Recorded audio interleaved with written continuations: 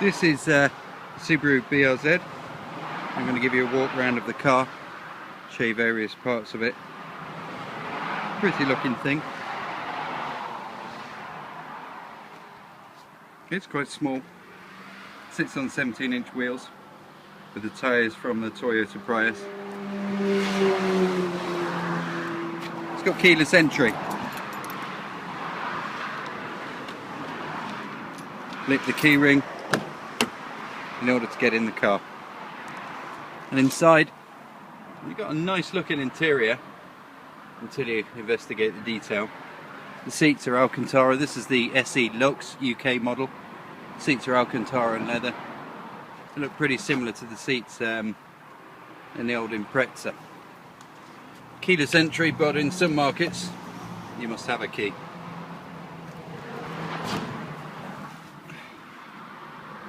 That's the dials. I'm going to fire it up so you can see the touch screen and what goes on with that. Looks really nice, but if you get close there are a few bits and bobs that are a bit cheap, but then again it's £25,000 car. This is plastic, not aluminium. There's nothing particularly nasty in here. You've got leather, possibly fake leather, trim on top of the door there. Again, a bit of plastic there. Not a great deal of legroom. I'll show you the back in a minute. Let's fire it up.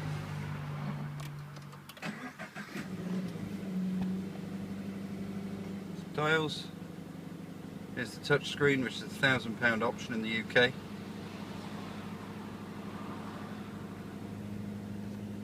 You've got some nice 80s digital clock going on there. Now it's got no DAB stereo, no digital radio. Can we see this in this light? Yeah, choice for stereo is Bluetooth, which will connect to the iPhone that I'm holding, so I'm not going to press that. You can play playlists on the iPhone, or FM or AM. There's no digital. Let's press home, and there we go. We've got a half decent sat nav. Works pretty good actually. Better than in some £100,000 cars that I've used. Really simple. I really like the look of this. It's like airplane switches, an airplane cockpit, but again it's a Toyota influence. They're not of the best quality. Engine start stop, nice big button. You can plug in something to connect to the stereo. You can charge your iPhone, connect an auxiliary to the stereo there. We've got some buttons here. That's a really important button. That's traction control off. Keep your finger on it 3 seconds and the traction control, everything's off. You've got heated seats in this, being the Lux model. No armrest, which is pretty terrible omission actually for a 40-year-old guy like me. When you get in, you want to save your back rather than just by collapsing in the seat. Put your arm on the armrest to help you get in, but there is no armrest. It's not even an option. I like the headlining material. The headlining in a lot of cars is pretty cheap and nasty, and this isn't expensive stuff, but it feels okay. You've got plastic on the A-pillar. The A-pillar is quite narrow. This aids visibility. It's good for visibility. What else can I tell you in here? You've got odometer. You can switch between. Got to see the button I'm pressing here. Switch between trip, A and B, total mileage. And then you've got the display button here, which shows you average miles per gallon. 21.7 at the moment. I could get more if I drove it more conservatively. I think this would do about 30 miles per gallon. Revs, outside temperature, instant mile per gallon, etc. And if you're driving on the continent, you can change the speed to kilometers an hour rather than miles an hour, which is quite handy when the gendarmes are hiding in the bushes. 6-speed manual, brilliant gearbox. Really like it actually. There's there is another 12-volt charger there. Door pockets are pretty miserly. There's a little symbol that says don't put an open drink in there, only bottles. Got electric windows, electric mirror adjust there. Let's take a look under the bonnet. The flip switch is there under the next to the pedals in the driver's side in UK spec cars.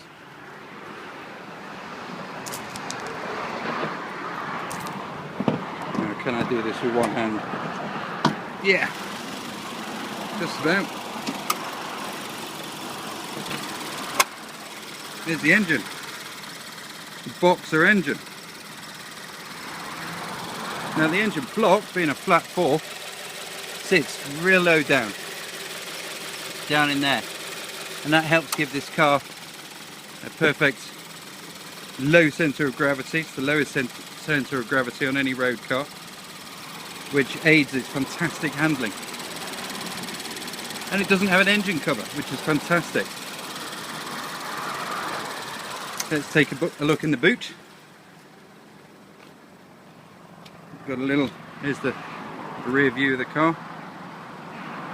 You've actually just got one exhaust coming from the engine, which splits into 2.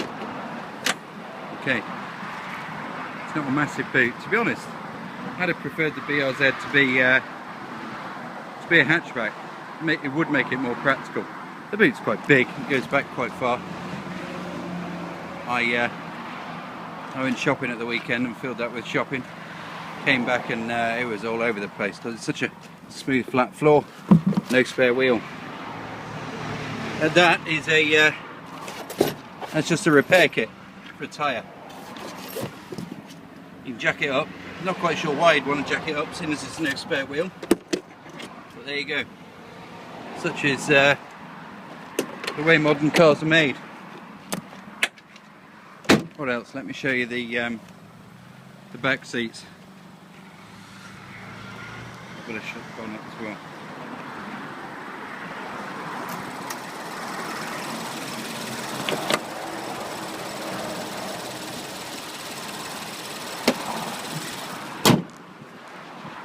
Back seats are tiny. You pull this lever here and this seat comes forward, and your legs would need to be pretty small. Now let's see if, now I can't pull that forward anymore. I'm going to have to pull this bar, there we go, to get in the back. They're actually quite comfortable. You've just got no leg room at all. On that side with the passenger seat pushed fully back, literally got 0 leg room. Now my son spent a 15-minute journey in the back of this car the other day and he was okay, but my wife, who was in that seat there in front of him, her nose was virtually on the windscreen. She was that far forwards. But it's quite nice in here if you've got someone very small in the back and someone very small in the front. There's no headrest either, there's no room for them. Not a great deal of headroom. That is the Subaru BRZ. Let's have a look. You've actually got quite a decent sized glove box, which is unusual in this day and age of airbags and everything. Yeah, that's the Subaru BRZ. I absolutely love it. I've done a full video review which you can find elsewhere on the Speedmonkey channel. Look, you've got to go through pushing this back. Just wreck the position of the seat when you do let someone in and out. You've got to reset it all again. It is a pain. Strictly a 2+2. Yeah, I love this car. It's a fantastic motor. I've had it for 5 days and I'll be sorry to see it go back. That's the Subaru BRZ.